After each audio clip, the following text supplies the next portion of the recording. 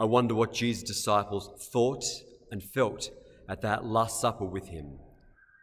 It began as the Passover meal, a custom they celebrated every year, something very familiar to them. But then Jesus began to speak and act oddly.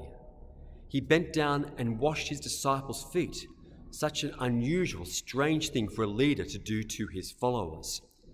And then at the table, Jesus began to speak over the bread and the wine. And he said this bread was his body and the wine was his blood. Well, that must have made no sense at all. How could bread be Jesus' body? It's as if I took a banana and held it out and said, "See this banana, this is my leg." Of course it's not. What on earth could Jesus have meant?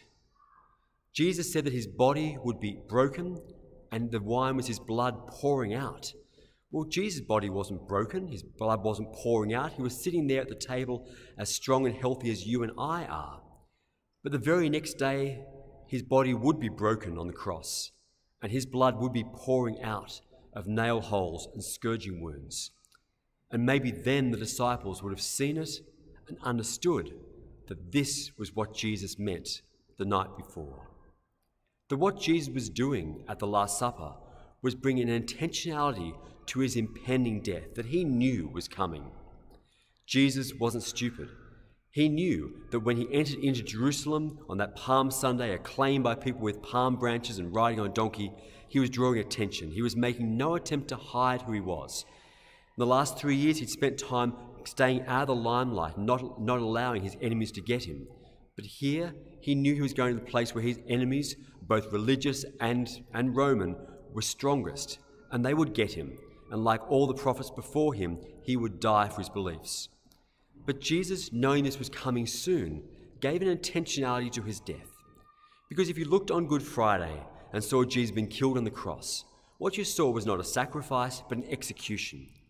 If you ask why did Jesus die? Well, the Romans killed him because he was a rabble-rouser. He was someone who was disrupting the Roman peace. The Romans did not kill Jesus so he'd die for our sins. But Jesus brought an intentionality to his death that made it a sacrifice. You might recall that the sacrifices of Israel always involved blood. Blood had to be shed to seal the sacrifice and as an atonement to God for sin. But the old covenant had been broken many times by the people of Israel.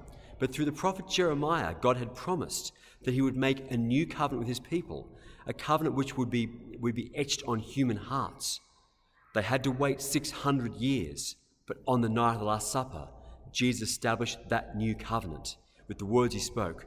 "This is the cup of my blood, the blood of the new and eternal covenant, poured out for you and for many for forgiveness of sins."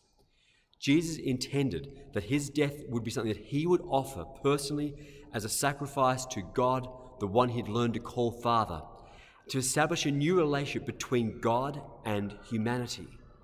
This was what Jesus was doing, re-establishing a brand new covenant, a covenant which he brought forward into the night of his supper, and a covenant which we take part in here and now. Every time that we eat and drink in memory of Jesus, we are again entering into and assenting to the covenant.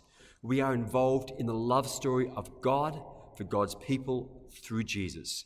And through Jesus, when we eat his body and drink his blood, we share in him.